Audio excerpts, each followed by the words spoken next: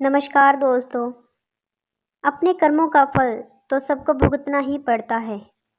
आज की कहानी कुछ इस प्रकार है कि एक गांव में एक बहुत सीधा साधा रामू नाम का लड़का रहता था। बचपन में ही उसके माता पिता का देहांत हो गया। उसका कोई और भाई बहन भी नहीं था। वह अपनी बूढ़ी दादी के साथ रहता था। उस समय उसकी उम्र लगभग 20 साल थी। तब उसकी दादी भी भगवान को प्यारी हो गई।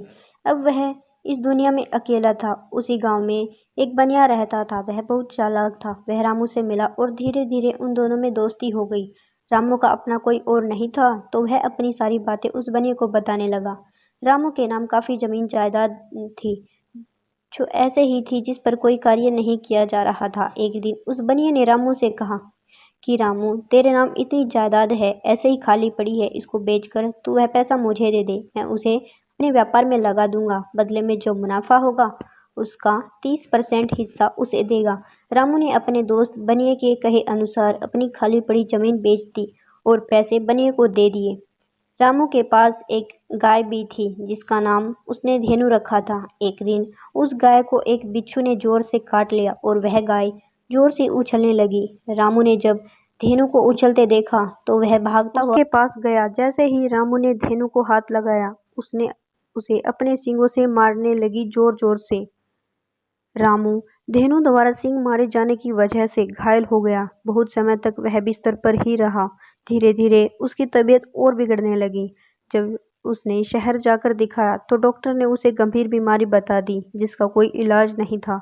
एक दिन ऐसा आया कि उस बीमारी के चलते रामू मर गया। यह बात जब बनिया को पता चली तो वह बहुत खुश हुआ कि उसे पैसे भी नहीं लौटाने पड़ेंगे, क्योंकि रामू अकेला ही था। उसके बाद कोई और पैसे मांगने वाला भी नहीं है।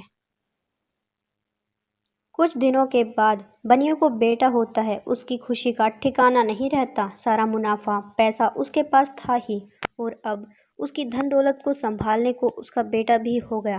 धीरे धीरे जब उसका बेटा बड़ा हुआ तो उसकी शादी एक बहुत सुंदर कन्या से कर दी बनिए ने। अचानक से बनिए के लड़के की तबीयत खराब होने लगी। बनिए ने सारे डॉक्टर्स, बड़े बड़े हॉस्पिटल्स में दिखाया, पर सभी डॉक्टर ने जवाब दे दिया कि अब इसका बचना मुश्किल है। बनिया ने सारा धन अपने बेटे के इलाज में लगा दिया, लेकिन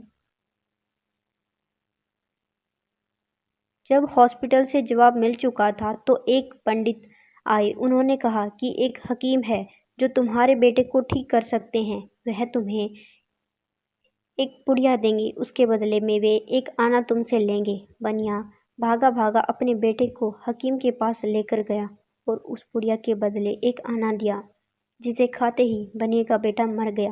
बनिया बहुत विलाप करता है, बहुत दुखी होता है, चिल्लाता है और कहता है कि ये सब क्या हो गया, मैंने किसी का क्या बिगाड़ा जो मेरे साथ ये सब हुआ। कुछ दिन बाद वही पंडित आता है जिसने हकीम के पास जाने की सलाह दी थी, और जब बनिया उस पंडित के सामने रोने लगता है तो पंडित कहते हैं कि अपने कर्मों का फल तो सबको भुगतना ही पड़ता है।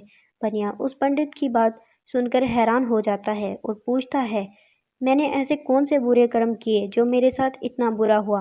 पंडित ने कहा, भूल गए जब भोले भाले रामू की मृत्यु की सुनते ही तुम कितने खुश हुए थे, क्योंकि मुनाफे के साथ साथ तुम्हें उसके पैसे भी नहीं देने पड़े, क्योंकि उसके पीछे कोई लेने वाला ही नहीं था।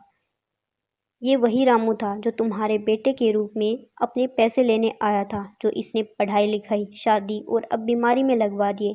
जो एक आना बचा था वह हकीम को दिलाकर यह मर गया।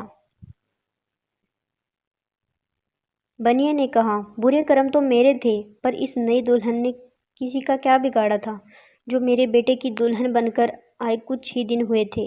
इसे विधवा क्यों किया? इसका क्या कसूर था? तो पंडित ने कहा, यह वही गाय है जिसने रामू को अपने सींगों से घायल किया था, जो इस जन्म में तुम्हारे बेटे की पत्नी के रूप में आई और इसे ऐसी जिंदगी जीनी पड़ी। बनिए को तब समझ आया कि अपने कर्मों का फल सबको भुगतना ही पड़ता है। दोस्तों, ये दिल को छू जाने वाली कहानी आपको कैसी लगी हमें कमेंट करके ज़रूर बताइए, और अगर आपको ये कहानी अच्छी लगी तो इसको लाइक कीजिए, शेयर कीजिए अपने दोस्तों के साथ, और अगर आप चैनल पर नए हैं तो चैनल को सब्सक्राइब कीजिएगा। मिलते हैं एक नई और वीडियो के साथ। थैंक